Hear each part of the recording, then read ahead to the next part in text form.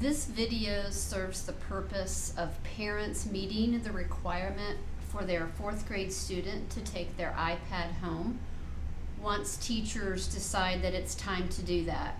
Once you have viewed the video, please make sure that you click on the Google form and verify that you have viewed the video and that you understand the requirements as a parent. One question that we want to answer is why that we chose iPads over other devices.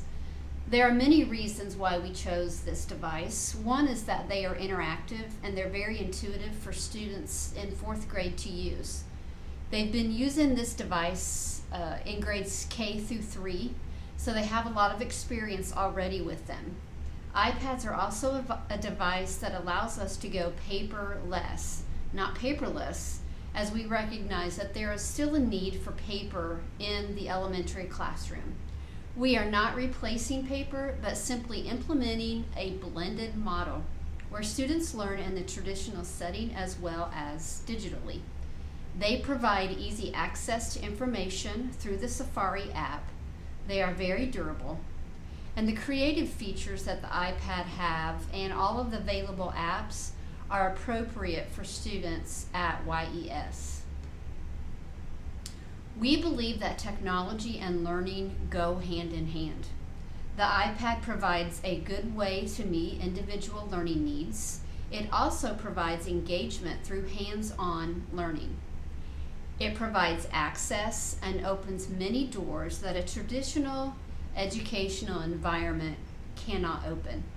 It also prepares our students for future learning opportunities with support from their teachers in the classroom. Teachers will be able to teach the students how to use these devices for learning. They will oversee the iPads as a learning tool. And finally, it really reflects the world that we live in. When most of us need information in this technology-rich world, we go to the World Wide Web. And we need to teach our students to do the same. As far as the iPad being a learning tool, here are some ways that works here at YES. Students will have access to digital content that is both teacher created and packaged curriculum that we have purchased. We use Canvas, which is our learning management system, and students can log in and see assignments, complete discussions, and even collaborate inside this environment. This is a safe area for students to interact with teachers and students. It is a great tool, and it is used across the YCS district. iPads can also be used for curriculum such as everyday math, which is used in math classes and gives the opportunities to show what they know in using this technology. The iPads allow students to go beyond just tests and quizzes in showing their knowledge. They can use presentations, videos, and other creation apps that we have on the iPad to show what they know. iPads will also be used for our digital learning days. We have one of those coming up on November 6th, and your student's iPad will be sent home for some trial runs prior to that date. Make sure that your student does not have problems with connectivity outside of the YCS network prior to that November 6th day when they will need their iPad. So make sure and communicate that with your child's teacher if there are issues. This year we decided to purchase keyboards with the iPads. It also serves as a case, and it should remain on unless it is removed with the teacher's discretion. We believe that this keyboard will help in our push to make our students more efficient at keyboarding. Please encourage your students to practice keyboarding at home using the proper fingering. It will serve them both now and in their future, as this is a very important skill. We do manage what students are able to get to on their iPads. We have a filter, it is called Light Speed, and it prevents them from going to inappropriate websites for their safety. Students will log in their device using Lightspeed in the morning, and this process will need to be repeated every 6 hours, approximately. This allows our filters to work whether at home or at school. If your child has a problem with getting on the internet, the first troubleshooting that you should do at home is to make sure that they are signed in to Lightspeed. As parents, it's your responsibility to view what students are viewing outside of YCS, but we will also be monitoring. We are able to track all internet searches that students perform, and students do know this. As far as downloading apps, an iTunes account is not allowed in the 4th grade. We will provide your student with every app that they need for the learning environment. Please do not put an iTunes account on their device. This is a learning tool, and we want to keep that the main focus. Storage space is limited, so we do not have room for games and music on this iPad. 4th grade teachers are not planning to send iPads home on the weekends, and it will be at their discretion when they decide to send them home on a Monday through Thursday basis. When they are sent home, it is very important for your student to bring the iPad back to school. It's not okay for them to leave it at home, as it will be used in the classroom. If your student is a repeat offender and continues to leave their iPad at home, there will be some disciplinary consequences. This will be discussed by your child's teacher. The iPad should also be charged and ready for use when it comes back to school. The best practice would be just to plug the iPad in at night before going to bed so that it is ready for use the next day. There is also some YES iPad expectations that your student will be expected to follow in the use of their iPad.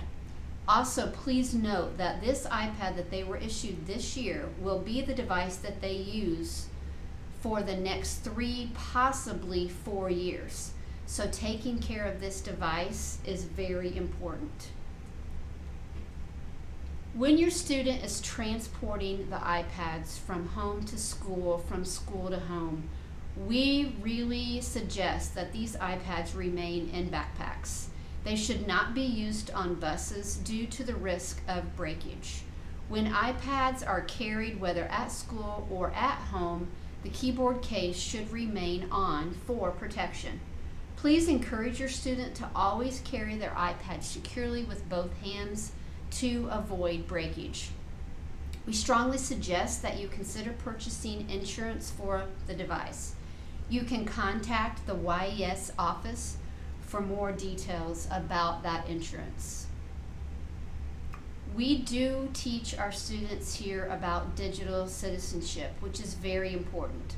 All teachers have gone through a module about digital citizenship in the classroom, and they also have access to an ongoing program called Digital Compass, where they can work on digital citizenship activities. We like to use the THINK acronym as it applies to both students and adults alike. It is important to ensure that what we post is true, not hurtful, not illegal, necessary, and kind. As parents, it would be great if you could also talk with your student about this and model these same behaviors. If you're not familiar with commonsensemedia.org, it has a great section for parents, and it gives a lot of ideas about how to talk with your students about digital citizenship. After you sign off that you have completed this training, your student will get to bring their iPad home at their teacher's discretion. You can add your child's iPad to your home Wi-Fi. You can do this by going to Settings and then choose Wi-Fi and then choose any available network that you have access to. Please make sure that you do not forget the school's network, or your child will have difficulty in connecting when they return to the classroom. If you do not have Wi-Fi at home, please communicate this with your child's teacher.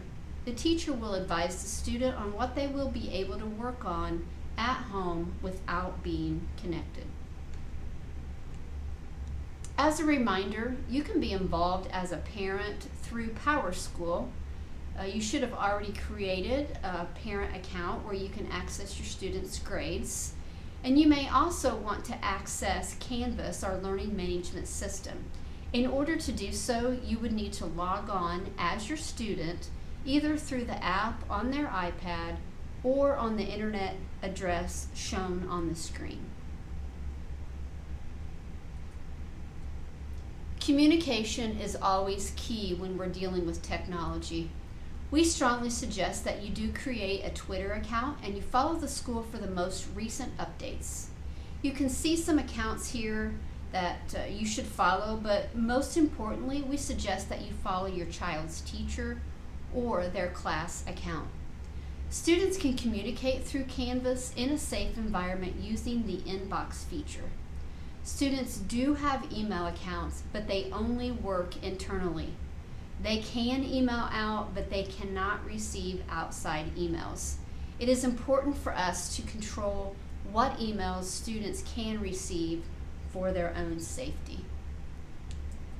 If you have questions about this presentation, please feel free to email me at jcox@yorktown.k12.in.us.